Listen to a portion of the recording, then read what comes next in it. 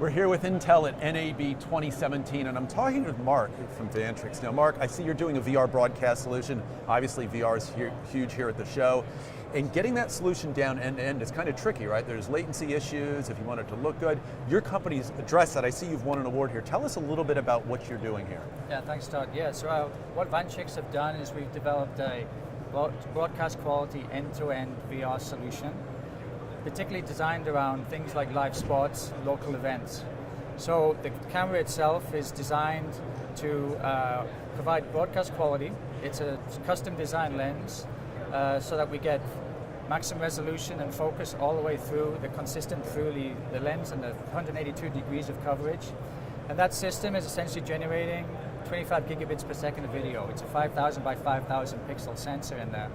What we then do is we take that into our control station. The control station is there for doing all of the processing of the video. And what's key about this particular solution and why we won the award was for the low latency aspect. So if you can imagine you're trying to create a VR experience at an event, for the VIPs, for example, up in the nosebleeds, where they want an experience down at the field level, right. The VR solution needs to ensure that the video is delivered with such latency so that the audio in the stadium syncs with the video that they're seeing through the goggles on the tablet. Right, and latency is so important in all this to make sure that experience stays totally realistic, as well as, like you said, making sure if you're at a distance, objects happening far away look to be happening at the same time. Exactly. And in the market, we didn't really see a solution that could offer that low latency. A lot of solutions have multi-cameras, they require stitching, which impacts quality, introduces latency into the experience, and that's why we felt as though we needed to own every single piece of the value chain all the way through from glass to glass. So all the way from the camera, the lens, we built, designed, all the way through to the application running on the device to get that latency and quality to a maximum. And you know, that focus on latency is even more important as we get into 5G networks, which we'll all be getting into, because it can handle very, very low latency. So if you plan for that ahead of time, you can even give better experiences once we move into that world. It's a perfect application. You're exactly right. 5G is all about latency and speed.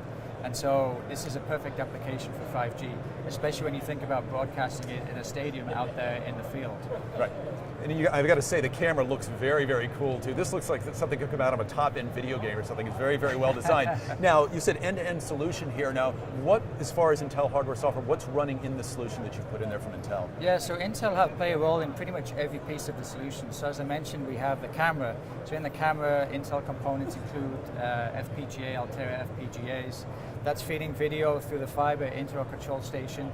Inside there, again, we have some FPGAs, we have some i7 HD Graphics Pro for some of the transcoding and coding.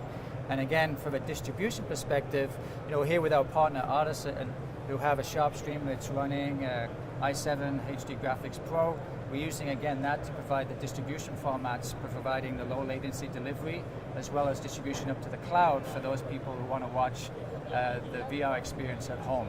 Oh, great. Well, Mark, I look forward to being immersed in this really cool solution here at some time in the future. Thanks so much for talking with us. Thanks, Sarah.